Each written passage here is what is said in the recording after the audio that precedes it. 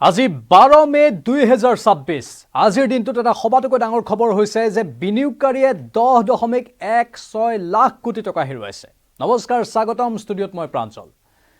বিনিয়োগকাৰীসকলৰ মূৰত এতিয়া যেন সৰগ ভাগি পৰিছে আৰু গোটেই কথাখিনি বিৱৰণী ৰূপত আমি আপোনালোকৰ বাবে আগবঢ়াম, কাৰণ 10.16 লাখ কোটি কম পৰিমাণৰ টকা নহয়, এই বৃহৎ পৰিমাণৰ টকা গোটেই ভাৰতৰ বিনিয়োগকাৰী হেৰুৱাইছে। আসলতে শ্বেয়াৰ বজাৰত পতন হৈছে বা শ্বেয়াৰ বজাৰত পুনৰ হাহাকাৰ অৱস্থাৰ সৃষ্টি হৈছে, যাৰ ফলতে আজি এনেধৰণৰ বৃহৎ লোকচানৰ সন্মুখীন হৈছে বিনিয়োগকাৰীসকল। যেহেতু BSE সেন্সেক্স আৰু NSE নিফটি 50 দুয়োটা সূচকাংকই বৃহৎ লোকচানৰ সন্মুখীন হৈছে, যাৰ ফলতে এনেধৰণৰ এক অৱস্থা 10.16 লাখ কোটি বৃহৎ লোকচান হৈছে বিনিয়োগকাৰীসকলৰ।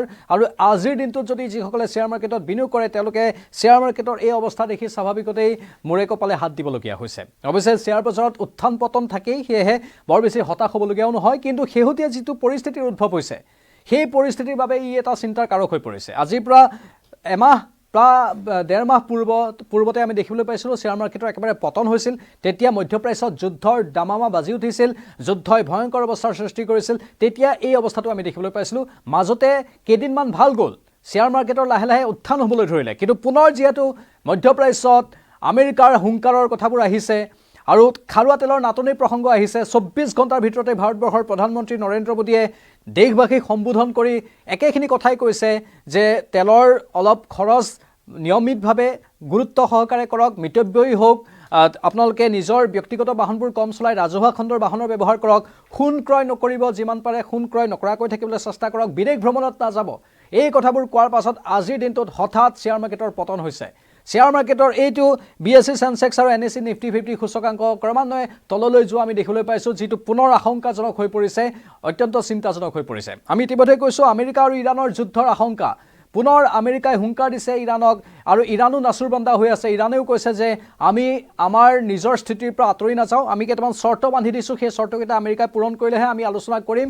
আৰু আমেৰিকাই কৈছে যে ইৰাণে আমেৰিকাৰ বহুত ইতিমধ্যেই হানি কৰিছে বা বহুত লোকচান কৰিছে, সেয়েহে ইৰাণৰ কোনো চৰ্ত আমি মানি নলওঁ। মুঠতে দুয়োপক্ষ আকৌ উৰিয়াউৰিত নামি পৰিছে, পুনৰ যুদ্ধৰ আশংকা প্ৰকট হৈ পৰিছে, যাৰ ফলত এতিয়া বিশ্বজুৰি বিনিয়োগকাৰীসকলৰ মাজত আতংক বিয়পি পৰিছে আৰু ইয়াৰ প্ৰত্যক্ষ প্ৰভাৱ পৰিছে ভাৰতীয় শ্বেয়াৰ বজাৰত।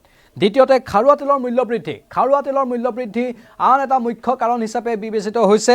যুদ্ধৰ পৰিস্থিতিৰ বাবে আন্তঃৰাষ্ট্ৰীয় বজাৰত খাৰুৱা তেল, ক্ৰুড অইলৰ যোগান ব্যাহত হোৱাৰ আশংকাই দেখা দিছে, আৰু ফলত তেলৰ দাম অভাৱনীয়ভাৱে বৃদ্ধি পাইছে। যিহেতু ভাৰতে প্ৰয়োজনীয় তেলৰ বেছিভাগেই বাহিৰৰ পৰা আমদানি কৰে, সেয়েহে খাৰুৱা তেলৰ দাম বৃদ্ধিয়ে ভাৰতীয় শ্বেয়াৰ বজাৰত প্ৰত্যক্ষ প্ৰভাৱ পেলোৱা পুনৰবাৰ দেখিবলৈ পোৱা গৈছে। ইফালে টকাৰ মূল্য হ্ৰাস পাইছে। ডলাৰৰ তুলনাত টকাৰ মূল্য হ্ৰাস পোৱাটো আন এটা মুখ্য কাৰক হিচাপে বিবেচিত হৈছে। আমেৰিকান ডলাৰৰ তুলনাত ভাৰতীয় টকাৰ মূল্য এতিয়া যথেষ্ট হ্ৰাস পাইছে। টকাৰ এই দুৰ্বল অৱস্থানে বিদেশী প্ৰতিষ্ঠানিক বিনিয়োগকাৰীসকলক ভাৰতীয় বজাৰৰ পৰা টকা উলিয়াই নিবলৈ বাধ্য কৰিছে, যাৰ ফলতো ভাৰতীয় শ্বেয়াৰ বজাৰত এনেধৰণৰ এক নিম্নগামী বা পতনৰ দৰে অৱস্থা দেখিবলৈ পোৱা গৈছে। আৰু বিশ্বব্যাপী বজাৰৰ নেতিবাচক প্ৰভাৱো ইয়াৰ এটা অন্যতম কাৰণ। কেৱল ভাৰতেই নহয়, আমেৰিকা আৰু এছিয়াৰ অন্যান্য প্ৰধান শ্বেয়াৰ বজাৰসমূহতো এতিয়া মন্দাৱস্থাই দেখা দিছে। বিশ্ব বজাৰৰ এই নেতিবাচক সংকেতে ঘৰুৱা বিনিয়োগকাৰীসকলৰ মনোবল ভাঙি পেলাইছে, যাৰ ফলত শ্বেয়াৰ বজাৰত ইয়াৰ প্ৰভাৱ প্ৰত্যক্ষ ৰূপত দেখিবলৈ পোৱা গৈছে। মুদ্ৰাস্ফীতিৰ ভয় ঘনীভূত হৈ পৰিছে। কওঁ যে তেলৰ দাম বৃদ্ধিৰ ফলত পৰিবহণ খৰচ বাঢ়িব, আৰু ইয়াৰ ফলত সামগ্ৰীৰ দাম বৃদ্ধি হৈ মুদ্ৰাস্ফীতি হোৱাৰ আশংকা দেখা দিছে, যাৰ ফলতেই RBIয়ে সুতৰ হাৰ বৃদ্ধি কৰিব পাৰে বুলিও ধাৰণা কৰা হৈছে। সিও এটা অন্যতম কাৰণ হিচাপে বিবেচিত হৈছে। মুঠতে আজিৰ 12 মে 2026 যি সময়ত আমি এই পোনপটীয়া সম্প্ৰচাৰটো চলাই আছোঁ, পুনৰ শ্বেয়াৰ মাৰ্কেটৰ পতন হৈছে। আকৌ 10.16 লাখ কোটি টকা বিনিয়োগকাৰীসকলৰ লোকচান হৈছে, যাৰ ফলতেই বিনিয়োগকাৰীয়ে মূৰে কপালে হাত দিবলগীয়া অৱস্থাৰ সৃষ্টি হৈছে। ইতিমধ্যে দেশৰ প্ৰধানমন্ত্ৰীয়ে দুবাৰকৈ সম্বোধন কৰা, 24 ঘণ্টাৰ ভিতৰতেই দেশবাসীক সম্বোধন কৰি একেখিনি কথাই কোৱাটোৱে বহু আশংকাৰ সৃষ্টি কৰিছে। ৱৰ্ক ফ্ৰম হোমৰ কথা দেশৰ প্ৰধানমন্ত্ৰীৰ মুখত শুনিবলৈ পোৱা গৈছে। দেশৰ প্ৰধানমন্ত্ৰীৰ মুখত সোণ ক্ৰয় নকৰিবলৈ আহ্বান জনোৱা শুনিবলৈ পোৱা গৈছে। আনকি যিসকল শিক্ষাৰ্থী তেওঁলোকৰ বাবেই ঘৰৰ পৰাই শিক্ষাৰ ব্যৱস্থা, অনলাইন কোৰ্চৰ কথা কোৱা হৈছে, অনলাইন প্ৰশিক্ষণৰ কথা কোৱা হৈছে বা অনলাইন অনলাইন টিচিঙৰ কথা কোৱা হৈছে এই বিষয়বস্তুবোৰ আনকি খোৱা তেলৰো পৰিমাণ কমাবলৈ কোৱা হৈছে প্ৰধানমন্ত্ৰীৰ তৰফৰ পৰা সেই বিষয়বস্তুবোৰে এটা নয়াৰ্থক ছবি উন্মোচন কৰিছে আৰু এটা চিন্তাৰ কাৰক হিচাপে এই বিবেচিত হৈছে মানে আগন্তুক দিনত পুনৰ এই অৰ্থনীতিৰ যিটো অস্থিৰতা সেই অস্থিৰতাই আমাক গ্ৰাস কৰিব পাৰে নেকি এতিয়া আকৌ যদি আমেৰিকা আৰু ইৰাণৰ মাজত ভয়ংকৰ যুদ্ধৰ সূত্ৰপাত হয় তেনেহলে স্বাভাৱিকতে এই বিষয়বস্তুবোৰ অত্যন্ত গুৰুত্ব সহকাৰে আমি গ্ৰহণ কৰাটো দৰকাৰ ই আমাৰ বাবে এটা চিন্তাৰ কাৰক হ'ব পাৰে আৰু এই চিন্তাৰ কাৰকটো হয়তো দীৰ্ঘম্যাদী ৰূপতো থাকি যাব পাৰে হয়তো আগন্তুক এবছৰলৈকে এনেধৰণৰ এটা চেপা উত্তেজনাৰ সৃষ্টি হৈ থাকিব পাৰে কিন্তু আমি মাত্ৰ এটাই প্ৰাৰ্থনা কৰিম যে সকলো অনুকূল হৈ থাকক প্ৰতিকূলতাক নেওচি কেৱল অনুকূল অৱস্থা আমাৰ মাজত বৰ্তি থাকক সেইটো আমি কামনা কৰিব পাৰোঁ কিন্তু আমি নিজেও মিতব্যয়ী হ'ব লাগিব সকলো বিষয় বস্তু ভালদৰে চালি জাৰি চাব লাগিব আৰু শ্বেয়াৰ মাৰ্কেটৰ এই উত্থান পতনবোৰ সময়ে সময়ে হৈ থাকে কিন্তু আমি দীৰ্ঘম্যাদী ৰূপত নোহোৱাটোৱে কামনা কৰিম 2 মাহ বা 1.5 মাহ সময় অৱশ্যে কিছু পৰিমাণে মানুহৰ বাবে অলপ কিছু নৰ্থক দিশ হ'ব পাৰে কিন্তু আমি আশা কৰিম ই দীৰ্ঘম্যাদী ৰূপত নাথাকক